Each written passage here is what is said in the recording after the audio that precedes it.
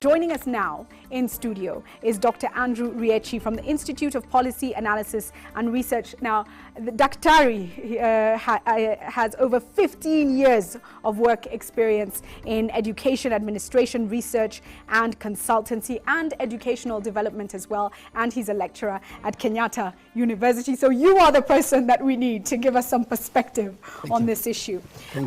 It's raised a ruckus.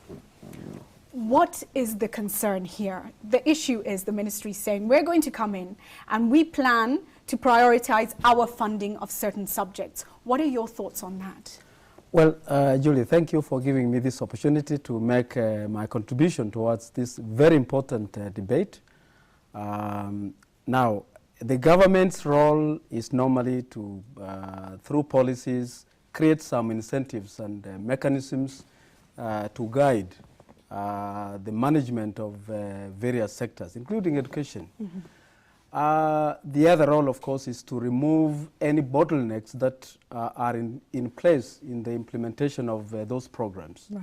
Now, what Honorable Ruto is saying is, or should be, creating those mechanisms. But we are not sure what those mechanisms are going to be when he talks directly to universities, like he's going to, or the Ministry of Higher Education, Science and Technology is going to prioritize the academic programs offered in the universities, which for all fairness is not the right way to go. The best thing that the government should do is to come up with appropriate policies which spell out funding mechanisms, including the voucher scheme, so that once those mechanisms are spelled out,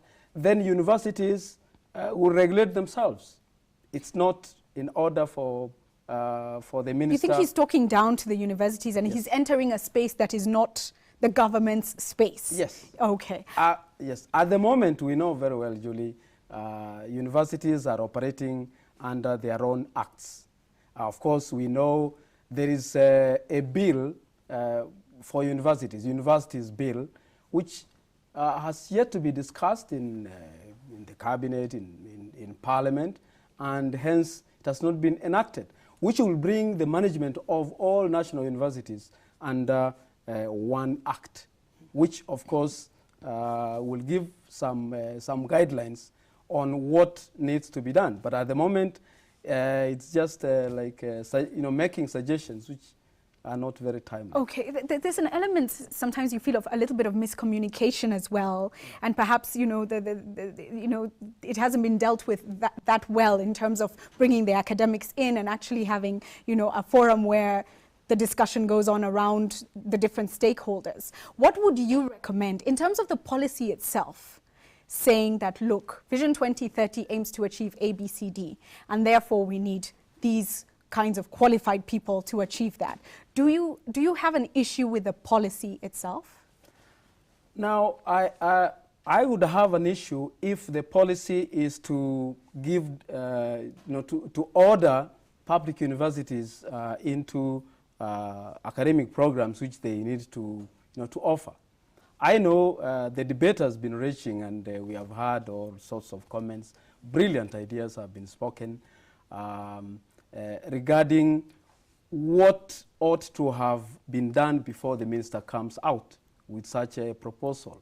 Now, we don't know, Kenya has not conducted a skills inventory to know what skills do we have. All right? Now, we know we have a blueprint for the country's socio-economic development, the Kenya Vision 2030, a brilliant idea. But I'm glad it is a vision, because from the way things are, there are many hindrances that we have to overcome before we can realize some of those. In that blueprint, there are various sectors which are going to to be emphasized. They're pillars of economic growth. Yes, the three pillars. But in there are, in the economic pillar, there are a number of industries. Tourism is one, agriculture and so on, are going to be emphasized. Now, that does not give the Ministry of Higher Education, Science and Technology the power to dictate what universities are going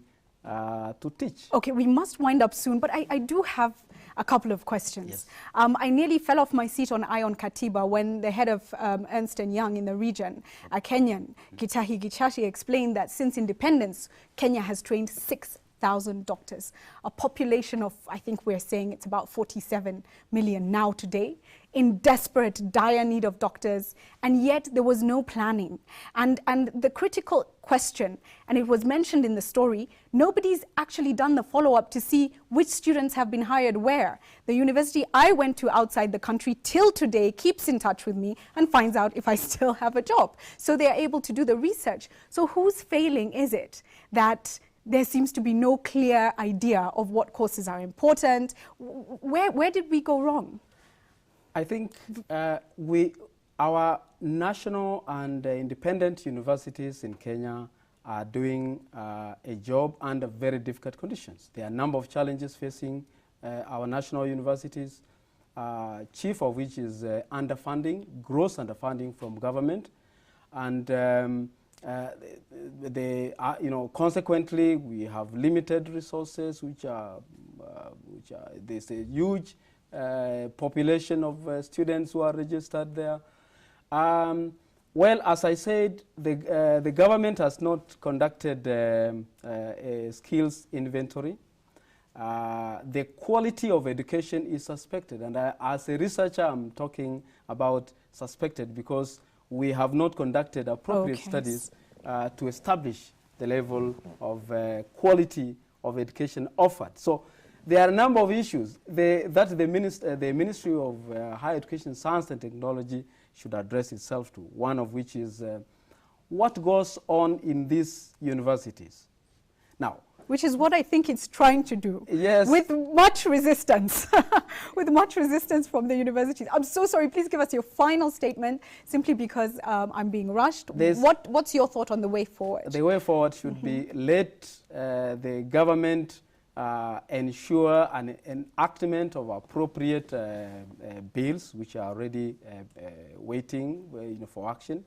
We need to strengthen the entire education, learning system, not even education, learning system, where all the levels of education, starting from early childhood through primary, secondary, are effectively implementing the relevant curricula, so that probably there's more emphasis as we come closer to 2030, there's more emphasis on skills being imparted in primary as well as secondary, so that we can have people, the critical mass of people, quantity, not only quality, but also not only quantity, but also quality of the human resource, which can take us across. Thank you so much for being with us tonight.